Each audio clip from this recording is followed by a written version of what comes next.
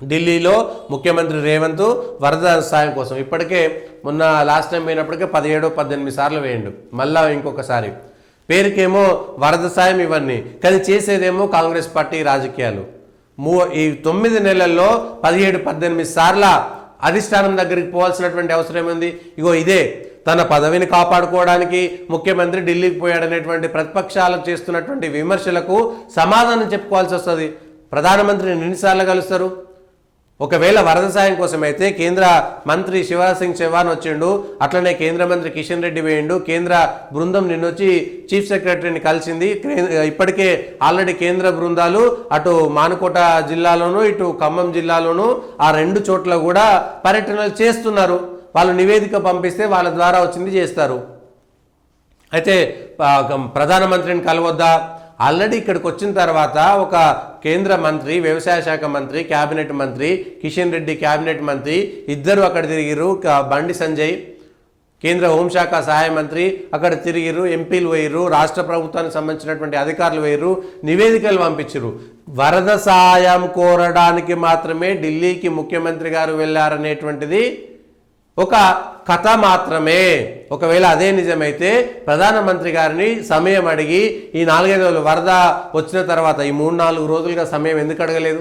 వెంటనే సమయం అడిగి ఆ సందర్భంలో ప్రధానమంత్రి అపాయింట్మెంట్ వచ్చినాక ఢిల్లీకి పోవచ్చు. ఎట్లాగో ప్రత్యేక విమానాలనే పోతున్నారు కదా, ఏమైనా వేరే విమానంలో పోయినా ఆల్రెడీ ఉన్నటువంటి విమానాలలో ముఖ్యమంత్రి గారు బుక్ చేసుకొని పోవచ్చు.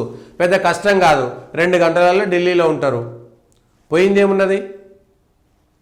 ఢిల్లీలో కూర్చొని అక్కడే ఉండి మేము ఢిల్లీలో ఉన్నాం. మీరు పోయింది ప్రధానమంత్రిని కలిసి వరద సాయం అడగడానికి మాత్రమే కాదు, కేవలం వరద సాయం అడగడం ఒక్కదానికి మాత్రమే కాదు అనేటువంటిది స్పష్టంగా మనం అర్థం చేసుకోవచ్చు. ఎన్నిసార్లు టీపీసీసీ అధ్యక్షుడు మహేష్ గౌడ్ కూడా ఢిల్లీకి కాంగ్రెస్ అధిష్టానం పెద్దలను కలవనున్న నేతలు పోయిందేమో కాంగ్రెస్కు సంబంధించినటువంటి పనికి. అయితే పనిలో పనిగా అది వేయరు ఇది వేయరు అనేటువంటిది ఉండొచ్చు, కానీ ఒక ముఖ్యమంత్రి ఎన్నిసార్లు ఢిల్లీకి పోతాడనేటువంటిది కాంగ్రెస్ పార్టీ పైన ప్రభావం పడేటువంటి అవకాశం ఉంది. అవసరమైతే ఢిల్లీకి వెళ్ళొచ్చు. మిగిలినటువంటి ముఖ్యమంత్రులు ఎందుకు పోవట్లేదు ఢిల్లీకి? తమిళనాడులో వరదలు వచ్చినాయి, ఎన్నిసార్లు ఢిల్లీకి వేయరు? అస్సాంలో వరదలు వచ్చినాయి, ఎన్నిసార్లు ఢిల్లీకి వేయరు? మిగిలినటువంటి రాష్ట్రాలకు సంబంధించినటువంటి ముఖ్యమంత్రులు పోనీ మీకు చంద్రబాబు నాయుడు గారి మిత్రుడు కదా, గెలిచిన తర్వాత ఎన్నిసార్లు ఢిల్లీకి వేయరు? వరదలు విజయవాడలో కూడా వచ్చినాయి కదా, ఖమ్మంలో ఎట్లా వచ్చినాయో విజయవాడలో కూడా అట్లనే వచ్చినాయి. మరి అక్కడ ఉన్నటువంటి ముఖ్యమంత్రి ఢిల్లీకి ఎందుకు పోలేదు?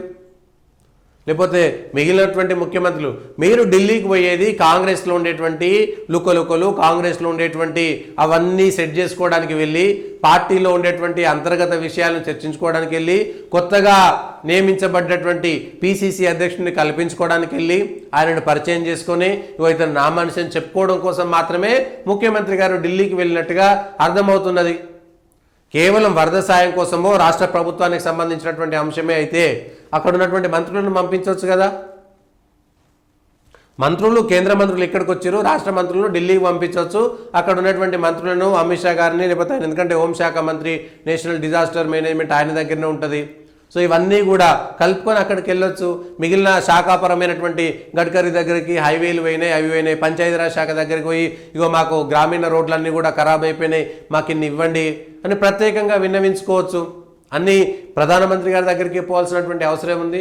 ఇగో ఇది మీరు మీ కాంగ్రెస్ పార్టీలో ఉండేటువంటి అంతర్గత వ్యవహారాలను చక్కబెట్టుకోవడం కోసం, మీ అధిష్టానాన్ని కలవడం కోసం వెళ్ళి ఆ పని మీద ఏదో కేంద్రంలో ఉన్నటువంటి వాళ్ళను కలవడానికి, కేంద్ర ప్రభుత్వంలో ఉన్నటువంటి పెద్దలను కలవడానికి, ప్రధానమంత్రిని కలవడానికి మాత్రమే వెళ్తున్నారనేటువంటిది కేవలం ఒక దానికి సృష్టించబడినటువంటి ఒక కథనం మాత్రమే అనేటువంటిది స్పష్టంగా ఈ రాజకీయాలకు సంబంధించినటువంటి అంశంలో చెప్పుకోవచ్చు.